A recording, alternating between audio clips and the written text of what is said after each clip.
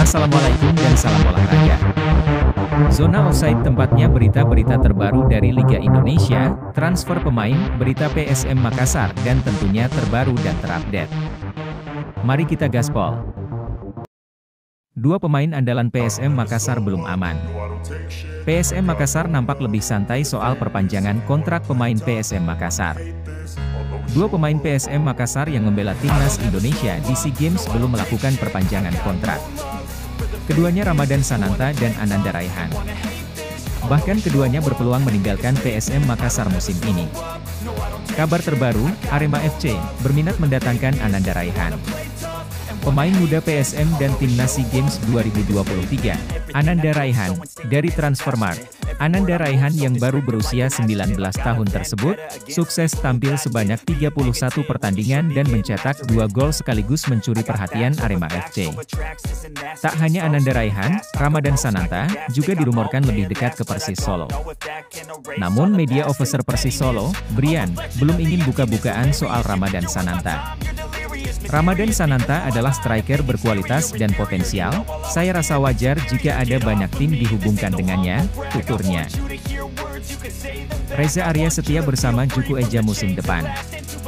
Reza Arya Pratama sepakat memperpanjang kontrak bersama PSM Makassar. Reza akan berseragam PSM Makassar hingga 3 musim ke depan. Ia sudah ditawari kontrak baru. Sudah dibahas dan sudah mau tanda tangan. Sudah Delmi, tambah Sukmawati yang merupakan ibu dari Reza Arya Pratama. Reza Arya Pratama akan diikat kontrak dengan durasi 3 tahun. Sukmawati juga memastikan kontrak anaknya mengalami kenaikan dibanding musim sebelumnya. Reza Arya memperpanjang kontrak bersama PSM Makassar setelah menolak tawaran Persija dan Bali United. Bali United menginginkan Reza Arya Pratama menggantikan posisi yang ditinggalkan Nadeo Argawinata. Bahkan Bali United menawarkan Reza Arya Pratama kontrak senilai 1,5 miliar rupiah per tahun dengan bonus 15 juta rupiah jika menang. Pemain pertama yang dilepas PSM Makassar. Pemain 25 tahun ini hengkang setelah memperkuat PSM Makassar selama 1,5 tahun. Dalen menjadi bagian PSM Makassar setelah direkrut di pertengahan musim 2021-2022.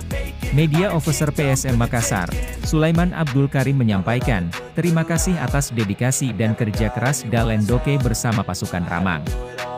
Ayah satu anak ini telah berjuang bawa PSM Makassar dari degradasi hingga juara.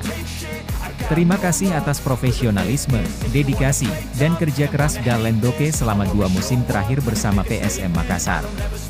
Ketika PSM Makassar berjuang lepas dari degradasi, hingga berjuang merebut juara Liga. Tak lupa manajemen PSM Makassar mendoakan yang terbaik untuk karir Dalen Doke. Selain berterima kasih, kami juga mendoakan agar Dalen Doke bisa sukses dimanapun berada, ucap pria akrab disapa Sule ini.